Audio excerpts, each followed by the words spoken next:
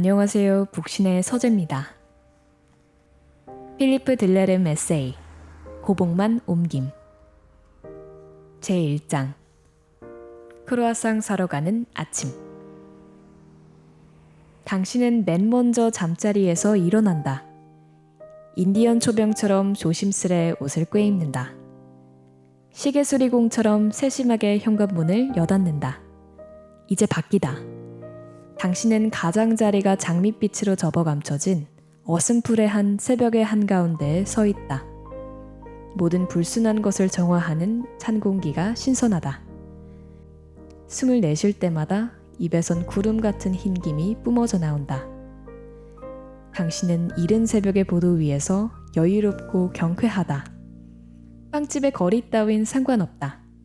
당신은 주머니에 손을 찔러 넣은 소설가 케루악의 포즈를 한 채 앞에 있는 모든 것들을 하나하나 제치며 나아간다. 내딛는 걸음걸음이 축제다. 당신은 어릴 적에 그랬듯 보도의 가장자리를 따라 걷고 있는 자신의 모습에 흠칫한다. 마치 사물의 가장자리나 주변이 가장 중요한 듯이 이 시간은 순수의 시간. 다른 모든 이들이 잠든 새 나잭에서 훔친 오롯한 나만의 시간이다. 아니다. 거의 모든 이들이라는 말이 맞겠다. 저 멀리 빵집의 따뜻한 불빛 아래 깨어있는 사람이 있으니 말이다.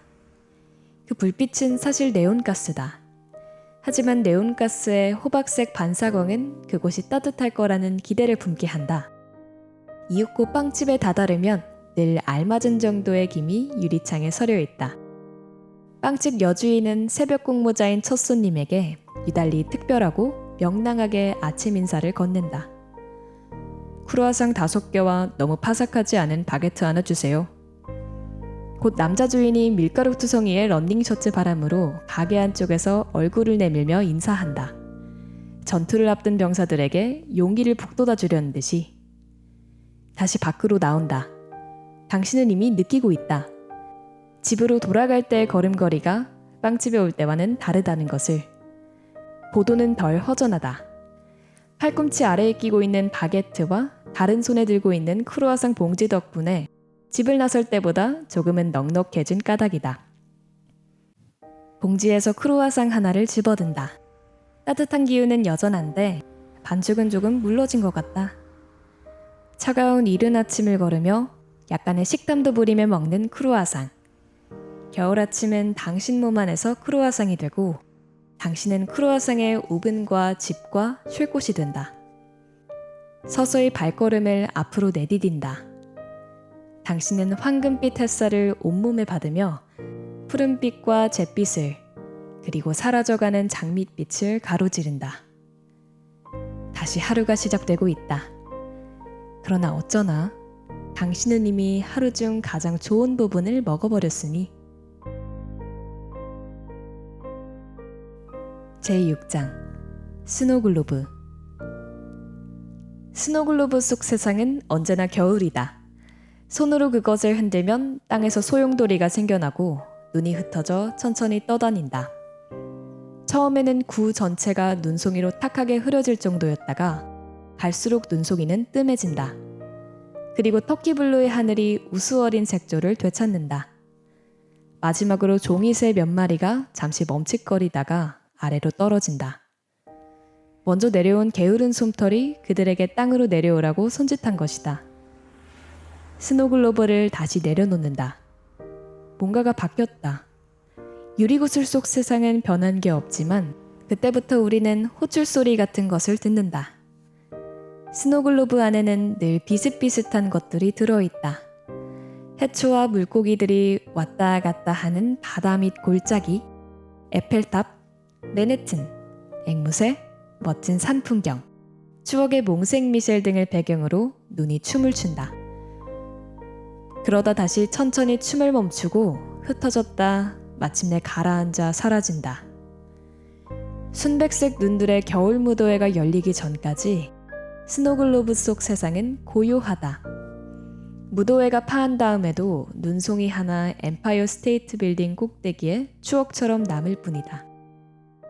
그러나 그것은 무료한 일상의 물로는 지울 수 없고 만질 수도 없는 추억이다. 이곳의 땅은 우리의 기억에서 흩날리던 가벼운 꽃잎들로 뒤덮여 있다. 스노글로브는 기억한다. 어쩌면 돌아올 혹은 돌아오지 않을지도 모르는 세찬 바람과 몹시 거센 눈보라를. 스노글로브는 대부분 잊혀서 집안의 선반 어딘가에 버려진다. 그리고 사람들은 손으로 감싸쥐고 흔들어 눈을 내리게 할 수 있는 그 행복 전체를, 유리구슬에 긴 잠을 깨울 수 있는 그 신비한 힘을 잊어버린다. 스노글로브 속에서 공기는 물이다. 사람들은 처음에 그 사실을 모른다. 자세히 들여다볼 기회를 갖게 되면 비로소 작은 물방울 하나가 한쪽 구석 위에 맺혀 있는 게 보인다. 우리의 시선이 옮겨간다. 이제 우리는 4월 푸른 하늘 아래의 에펠탑에서 평온한 바다 위에서 후려치는 눈보라를 맞고 있는 범선을 본다. 유리구슬 속 맑은 풍경은 이제 모두 둔하고 느리게 흘러간다. 칸막이 벽 안쪽에서는 물결이 망루들 위로 철썩철썩 부딪힌다. 고귀한 고독의 왕국들, 도로의 장중한 굴곡, 유동하는 침묵 속에 극히 작은 움직임들. 배경은 우윳빛 청색으로 칠해져 있다. 천장까지, 하늘까지, 유리구슬의 표면까지도 인공으로 만들어낸 이 부드러운 푸른색은 실제로 존재하지 않을 뿐더러 완전한 행복과 닮아있는 색이어서 오히려 우리를 불안하게 한다.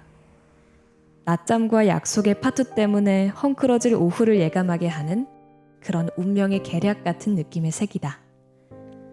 우리는 우리의 손안에 세계를 들고 있고 유리구슬은 금세 따뜻해진다. 펑펑 내리는 눈송이들이 물결 속에 숨어있는 불안을 단숨에 지워버린다. 우리 마음속 깊은 곳에도 눈이 내린다. 우리가 가까이 다가갈 수 없는 겨울, 가벼움이 무거움을 압도하는 저 겨울 속에도 눈이 내린다. 스노글로브 밑바닥에 가라앉아 있는 저 눈은 온화하고 부드럽다. 제7장 일요일 저녁. 일요일 저녁이다. 구색을 갖춰 식탁을 차리지도 않고 저녁 식사도 대강대강 한다.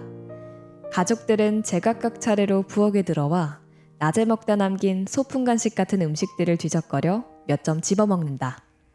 겨자 소스를 바른 샌드위치 속에 들어있던 식은 닭고기도 썩 괜찮고 벽 밑바닥에 조금 남아있던 보르도 와인 역시 나무랄 데가 없다. 낮에 왔던 친구들은 6시 종이 치자마자 떠나버렸다. 그들은 긴 여운을 남기고 갔다. 목욕물을 받는다. 일요일 저녁에 진짜 목욕.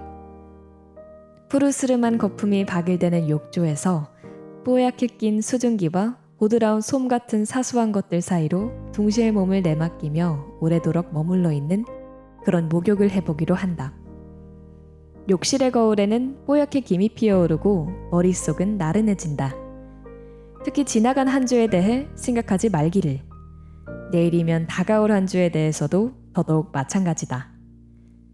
따뜻한 물에 불어 쪼글쪼글해진 손가락 끝에서 찰랑대는 작은 물결에 몸과 마음을 맡겨보자.